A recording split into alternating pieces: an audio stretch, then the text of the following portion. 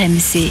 Vous pouvez poser cette question dans la vestiaire, si vous avez des couilles de faire ça. Parce qu'il y a des joueurs, ils sont morts. C'est très important, la concurrence. Qui est meilleur? C'est le meilleur. Monsieur, vous êtes un con. After Paris. Thibaut Giangrande.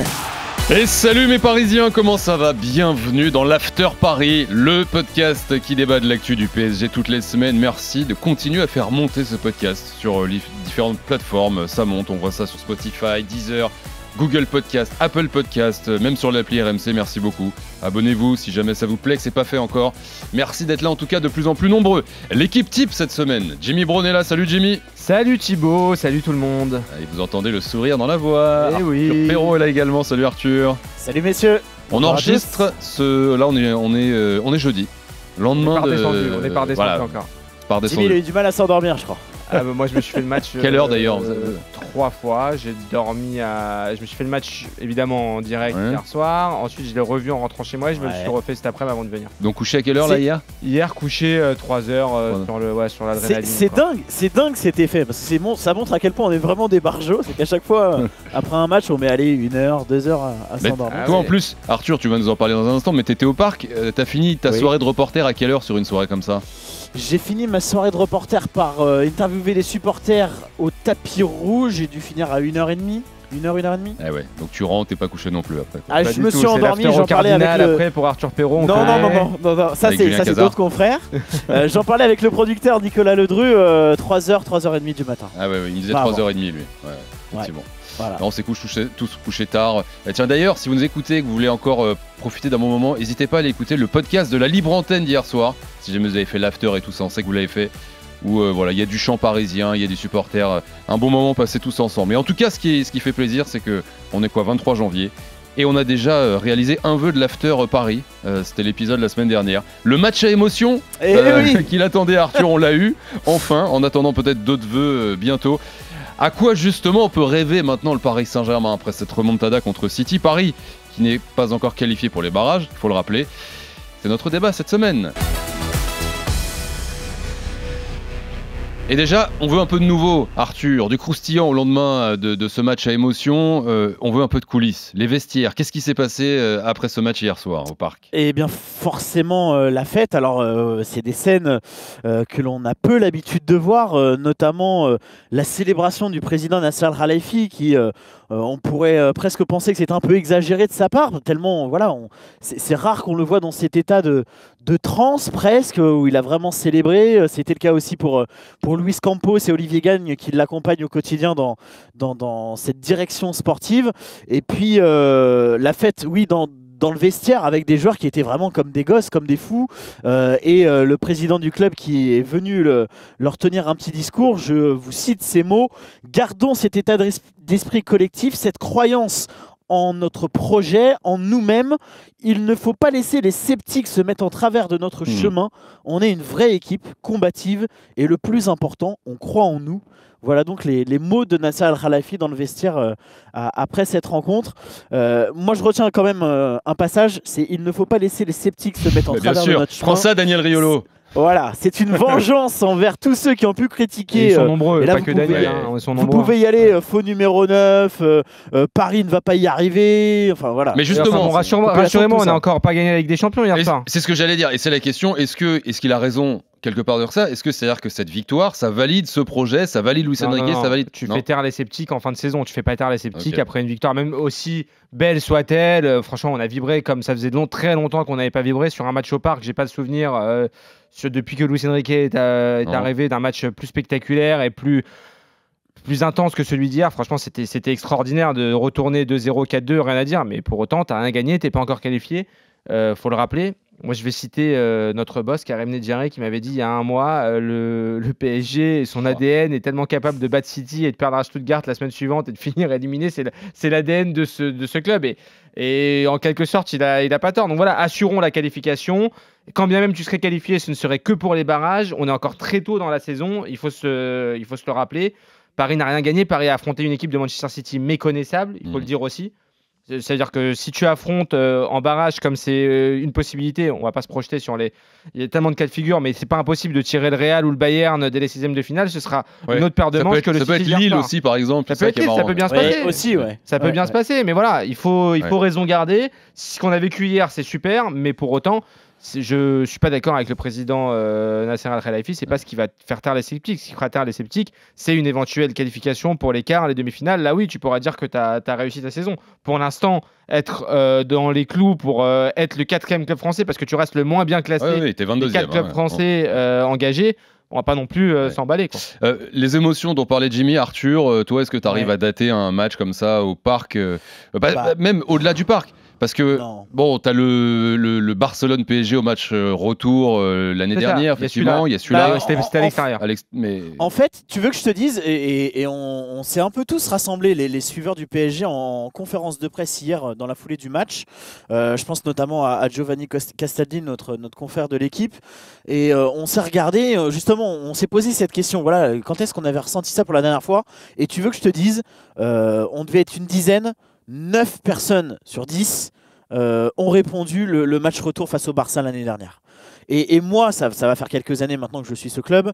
Je place ce match-là au niveau des émotions deuxième, c'est-à-dire derrière, encore une fois, ce match à Barcelone. Tellement, et ça peut paraître très, très, très banal de dire ça, mais l'ascenseur émotionnel. Je me souviens regarder Jeannot au moment où il commente le 2e but de City, je le regarde, je me dis ça y est, la conférence de presse, et d'ailleurs c'est les mots de Luis Enrique, la conférence de presse derrière ça va être un cauchemar, la semaine ça va être un cauchemar, et la fin de saison va être très longue, et derrière finalement, voilà, ce match devient totalement fou. Et il y a quand même un truc, moi, pour rebondir sur ce qu'a dit Jimmy, sur il ne faut pas s'emballer, et j'ai trouvé que là le club a été très subtil sur ça, et surtout Luis Enrique, c'est-à-dire qu'il y a eu cette joie complètement démesurée de Luis Enrique, la vidéo tourne partout sur les réseaux sociaux au moment du coup de sifflet final avec son staff, mais quand il arrivait en conférence de presse, je peux vous dire que c'était pas le Luis Enrique fanfaron hyper joyeux.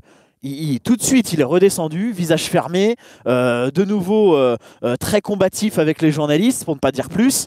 Et en gros, le message qu'il envoie simplement en se comportant de cette façon-là, c'est les gars, il s'est passé un super truc ce soir, on est tous très contents.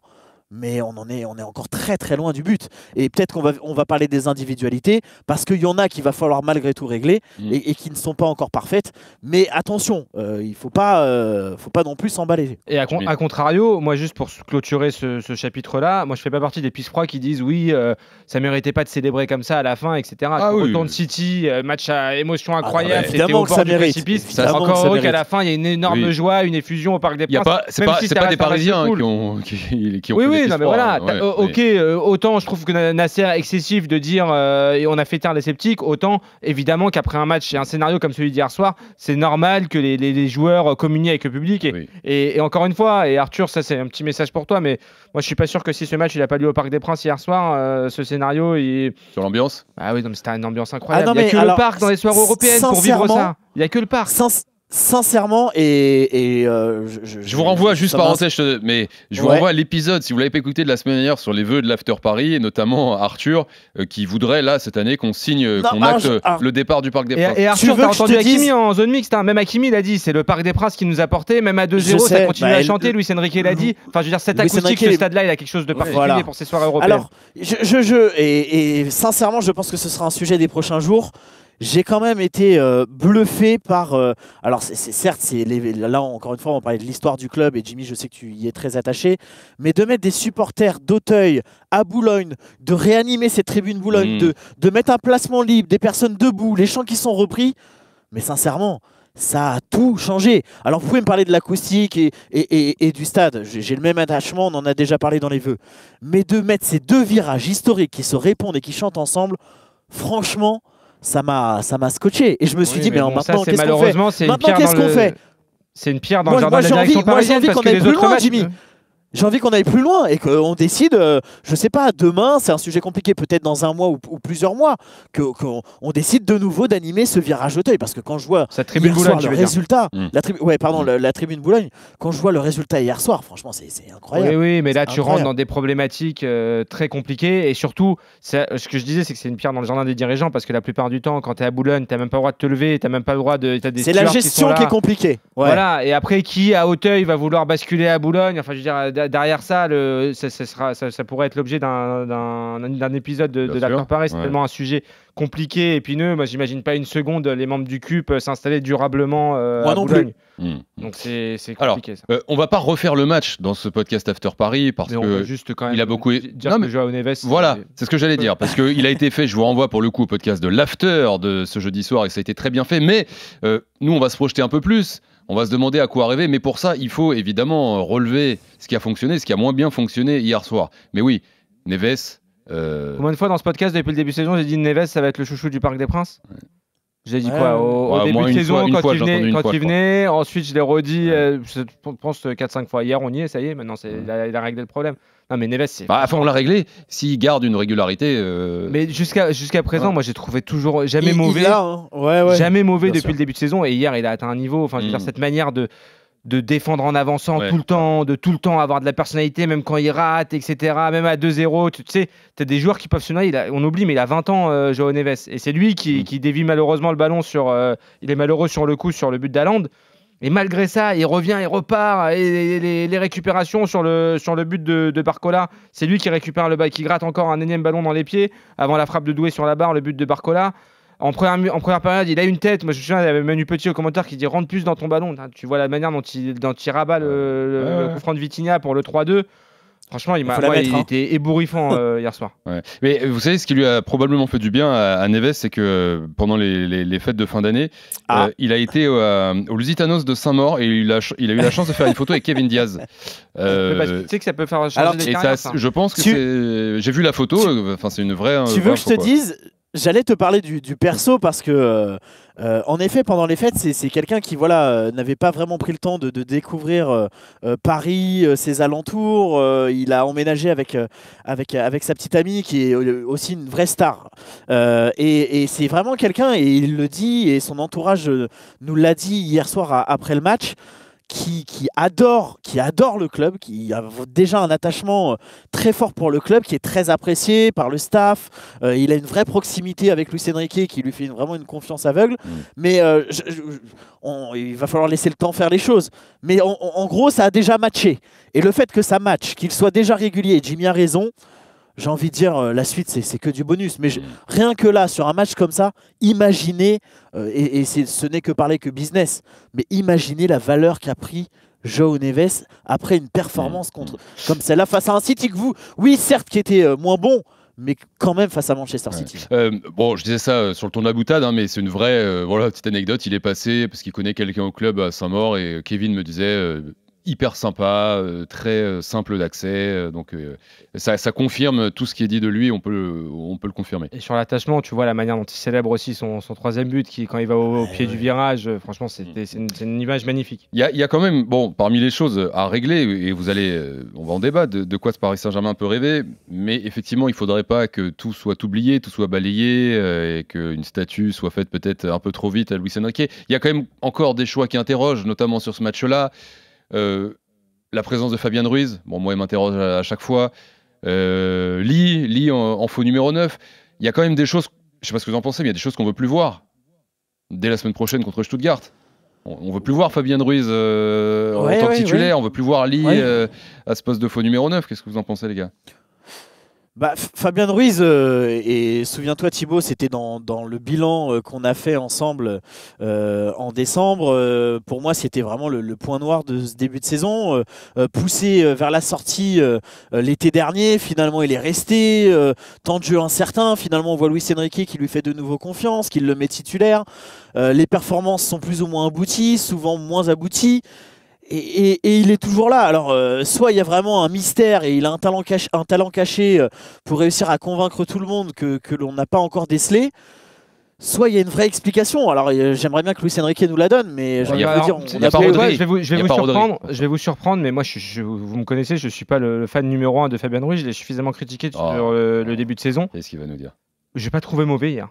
Non, je te dis la vérité, j'ai pas trouvé mauvais hier dans son rôle. Il a été plus mauvais, il était plus mauvais, mais non, mais il est pas inexistant. Il y a des ça passe derrière. Non, moi je trouve que c'était dans la tenue de balle, etc. En première période, dans le plan de jeu de Luis Enrique, c'était pas autant Kangini est passé à côté de son match, autant sur l'heure de jeu. Alors après oui, parce que il y a le contraste avec Warren Zaïre-Emery qui arrive, c'est une pile électrique derrière, il est plein gaz, donc forcément t'as une espèce de contraste qui fait que tu vas peut-être plus mettre en valeur la dernière demi-heure de Warren Zaïre-Emery.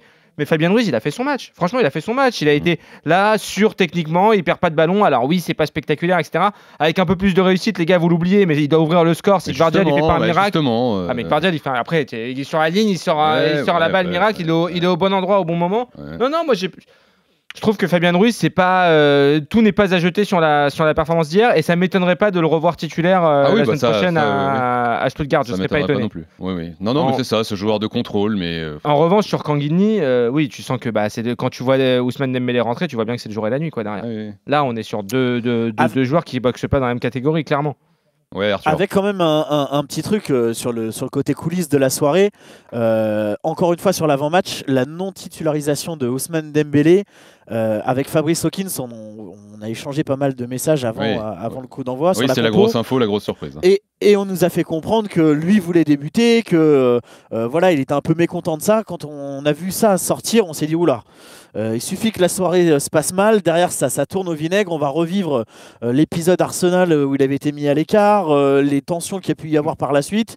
Là aussi, encore une fois, heureusement que la soirée se passe bien, et surtout, c'est mérité pour lui. Parce et le crédit lui en revient, Arthur, parce que honnêtement, c'est aussi... l'envie de rentrer, tu vois, quand tu n'es pas titulaire, tu es la mauvaise, etc., tu peux être dans un autre état d'esprit que celui où il a été quand il est rentré. Tu vois sur son but, etc., il a une détermination, il prend la balle direct, il va se replacer quand il marque. Mais tu vois quand même qu'effectivement, il est pas au top, il est pas heureux. La dernière fois que j'ai vu Ousmane Dembélé sourire, c'était il y a longtemps. J'étais au collège, je crois. Non, mais tu sens que c'est pas il est déterminé, le mec il est en mission. Il est un peu déterminé et aussi un peu en colère, ça se voit quoi. Tu vois son coach, mais c'est peut-être pas grave d'ailleurs. Bah non, il a apporté la bonne réponse après sur le terrain, il a été exceptionnel Ousmane Dembélé. Oui. Et effectivement, il commence à avoir des stats cette saison. Plus que commencer, c'est le joueur le plus décisif du PSG. Bon, les gars, ce Paris Saint-Germain là, avec Gvara qui arrivera pas la semaine prochaine contre Stuttgart, mais on l'espère pour le barrage ensuite. On rêve à quoi maintenant? À quoi vous rêvez? Maintenant que le PSG a su renverser City, que sauf accident, mais on va encore attendre un peu, tu te qualifies la semaine prochaine contre Stuttgart, il faut au moins un match nul. On était très pessimistes tous. Et maintenant, il faut espérer que cette victoire fasse office de déclic, tu vois, que les joueurs comprennent que par moment c'est à eux de prendre leur destin en main, et parce que la manière dont ils renversent le match en deuxième période, on peut pas dire que c'est du Luis Enrique pur jus.